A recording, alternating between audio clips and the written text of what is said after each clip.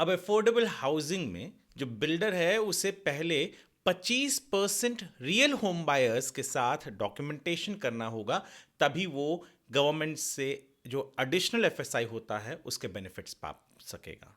जी हाँ, आज के पहले तक गवर्नमेंट ऐसे ही किसी भी बिल्डर को जो प्रधानमंत्री आवास योजना या के अफोर्डेबल हाउसेस बनाने की बात करता था उन्हें बेनिफिट्स दे देता था। पर अब सरकार ने कहा है कि नहीं, आप रियल होम बायर्स लाइए, खास करके 25%, और किन केसेस में वो मैं आपको बताऊंगा। तो बने रहिए हमारे साथ इस वीडियो के अंत तक। नमस्कार, मैं हूं वरुण सिंह और आप देख रहे हैं स्क्वायर फीट इंडिया।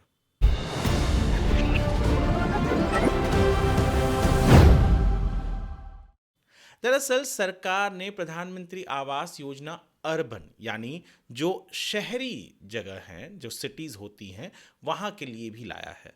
और वहाँ पर भी प्रधानमंत्री आवास योजना के तहत जो अफोर्डेबल इकोनॉमिकली वीकर सेक्शन के लिए घर बनने चाहिए वो बना रहे हैं, और उसके एवज में बिल्डरों को एफएसआई देते हैं। पर सरकार ने, महाराष्ट्र की सरकार ने अपने जो स्टेट लेवल कमिटी है उसने पाया कि कई बिल्डर कागज़ों पर बहुत सारे चीज़ कहते हैं पर हकीकत में वो नहीं हो रहा है। उदाहरण तौर पर उनका एक सबसे बड़ा प्रॉब्लम था कि अफोर्डेबल हाउसेस तो बनाने की बात करते हैं पर उनकी कीमत इतने होते हैं कि लोग ही नहीं आते। तो अब इन्होंने कहा है कि अगर कोई भी बिल्डर प्रधानमंत्री आवास योजना यानी पीएमएवाई 2.0 अर्बन में कोई भी प्रोजेक्ट बना रहा है और जहां पर उसके घर की कीमत रेडी रेकनर के जो कीमतें हैं उससे 20% ज़्यादा होती है ईडब्ल्यूएस की, तो वो पहले 25% रजिस्ट्रेशन करवा के आए ऐसे लोगों का जो अफोर्डेबल हाउसेस उसके पास ईडब्ल्यूएस में ले रहे हैं और प्रधानमंत्री आवास योजना के स्कीम के तहत वो घर ले रहे हैं। अगर वो नहीं लाता है तो उसे जो एफएसआई मिलती है वो नहीं मिलेगी। इतना ही नहीं, सरकार ने ये तक कहा है कि अब जो बिल्डर है जो ईडब्ल्यूएस के घर बनाता है, पहले कोई भी जो डिफरेंस होता था वो कुछ भी होता था कारपेट एरिया और बिल्टअप के बीच में। भले आपको कारपेट एरिया इतना सा मिल रहा हो पर बिल्टअप बड़ा हो जाता था, तो जब बेचता था बिल्डर तो वो अलग ही कीमत में बेचता था और महंगा कीमत हो जाता था क्योंकि बिल्टअप ज़्यादा होती थी। तो अब उसे भी कैप कर दिया गया है। कहा गया है कि ईडब्ल्यूएस के जो घर बनाएंगे पीएमएमआई के तहत बिल्डर्स, उसका जो बिल्टअप एरिया होगा वो कारपेट एरिया का 1.4 टाइम ही हो सकता है, उससे ज़्यादा नहीं हो सकता। यानी जो पहले बाकी सारी चीज़ों को ऐड करके, यानी कॉमन एरिया, ये एरिया, वो एरिया करके ईडब्ल्यूएस के घरों के साइजेस बिल्डर बढ़ा देते थे ताकि उससे कीमतें बढ़ती थी, वहाँ पर भी एक फुल स्टॉप लग जाएगा। और जो मैंने कीमतों की बात कही वो बहुत ज़्यादा ज़रूरी इसके लिए है क्योंकि पहले बिल्डर कहता था कि यहाँ पे तो यही रेट चल रहा है, और कई बार वो रेडी रेकनर से 20% के ऊपर होता था और वो बेनिफिट ले लेता था एफएसआई का, क्योंकि बिल्डरों को यहाँ पे एफएसआई के बेनिफिट मिलते थे और घर नहीं बेचता था। यानी वो ईडब्ल्यूएस के घर जो पीएमएवाई के होते थे वो आते ही नहीं थे। अंततः वो घर कहाँ जाता था ये हर कोई जानता है। तो इसी पर लिमिट लगाने के लिए ये सारे प्रोविजंस एक जीआर के जरिए महाराष्ट्र की सरकार ने शुक्रवार यानी जनवरी 23 को रिलीज किया शाम की वक्त। ये जीआर की कॉपी जो है हमारे वेबसाइट स्क्वायर फीट इंडिया में एक आर्टिकल में हमने अपलोड किया हुआ है।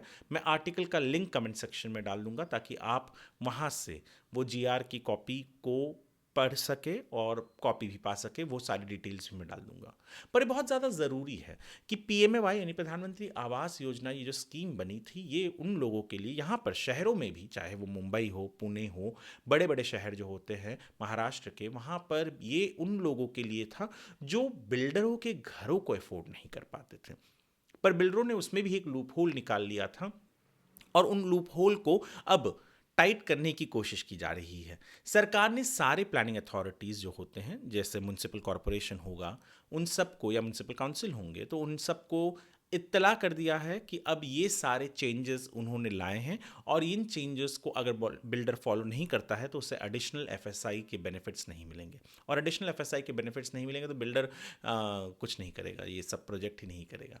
तो ये प्रोजेक्ट को स्ट्रीमलाइन करने के लिए और बिल्डरों को लॉस ना हो और होम बायर को धोखा ना मिले, इसलिए इस तरीके के एक जीआर को सरकार ने लाया है। ये जीआर जो है बहुत ज़रूरी है अर्बन पुअर के लिए, क्योंकि हम आम तौर पर देखते हैं कि जो मार्केट में घर अवेलेबल हैं वो महंगे होते हैं, और ये जो ईडब्ल्यूएस के स्कीम्स होते हैं वहाँ पर लेने जाते हैं तो पता चलता है कि रेट मार्केट से बहुत ज़्यादा है, और प्लस घर के साइजेस इतने बड़े वो बताते हैं, क्योंकि सुपर बिल्टअप, ये बिल्टअप, वो बिल्टअप भी जोड़ देते हैं, तो उसके वजह से भी आम आदमी घर नहीं ले पाता। और ये ईडब्ल्यूएस का पूरा पर्पस खास करके शहरों में डिफीट हो जाता है। तो उसी को एक तरीके से क्लिप किया है सरकार ने इस जीआर के ज़रिए, और उम्मीद है कि सरकारी यंत्रणा जो है वो इस जीआर को टू द टी फॉलो करे, नहीं तो कोई मतलब नहीं रह जाएगा, क्योंकि सरकार जीआर निकालेगी, बिल्डर अपना मनमानी करेगा और कोई है ही नहीं देखने के लिए। इसके लिए उन्होंने जो प्लानिंग अथॉरिटीज़ है उन्हें भी कहा है कि आपको भी इसके ऊपर थोड़ा सा ध्यान रखना पड़ेगा। यदि आप हमारे ये वीडियो स्क्वायर फीट इंडिया के यूट्यूब चैनल पर देख रहे हैं तो हमारे चैनल को सब्सक्राइब करें। अगर आप हमारे वीडियो को फेसबुक पर देख रहे हैं तो फॉलो करें। ये वीडियो बहुत ज़रूरी है उन सभी लोगों के लिए जो मुंबई, पुणे, थाने या ऐसे शहरों में रहते हैं जहां पर मार्केट में घर खरीद नहीं सकते और अफोर्डेबल घर चाह ना मतलब खरीदना चाहते हैं पर नहीं खरीद पा रहे हैं, और ये एक ऑप्शन उनके पास है। पर यहाँ पर भी धोखाधड़ी होती है, उस धोखाधड़ी को कर्ब किया जा रहा है। आपके पास जानकारी रहेगी तो कोई बिल्डर आपको पीएमएवाई में, ईडब्ल्यूएस में, अफोर्डेबल सेगमेंट में उल्लू नहीं बना सकता कि घर की कीमतें ज़्यादा हैं या प्लॉट एरिया या घर का एरिया ज़्यादा है। ये सारी चीज़ों को भी कर्ब किया जा सकता है। इसलिए ये वीडियो बहुत ज़रूरी है, तो आप लाइक और शेयर तो करें ही, और लोगों तक पहुँचाएँ और सेव करके रखें। ये वीडियो देखने के लिए आपका धन्यवाद।